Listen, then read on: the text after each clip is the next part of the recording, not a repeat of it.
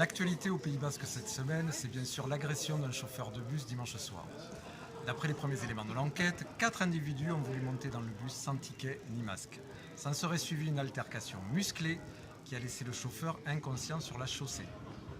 Mardi, le procureur adjoint de Bayonne, Marc Marié, a d'ailleurs parlé d'une agression d'une extrême violence pour qualifier les faits.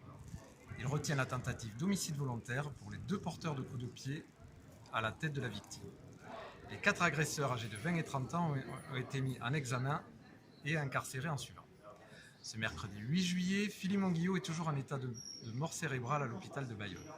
Ce drame a plongé la ville et plus largement le Pays Basque dans un profond émoi où la victime âgée de 59 ans est très connue.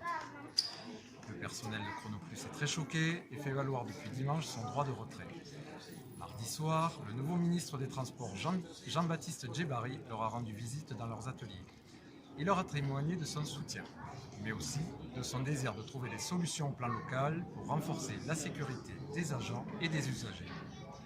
De nombreuses réunions s'enchaînent depuis lundi à ce sujet avec les représentants des délégataires Chronoplus et des élus locaux. Pour l'heure, le trafic de bus reste très perturbé dans l'agglomération bayonnaise.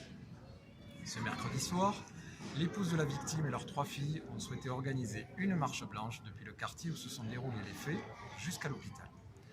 Un hommage autorisé par la mairie qui doit rassembler beaucoup de monde. De sécurité, il en a aussi été question ce mercredi matin à la sous-préfecture de Bayonne.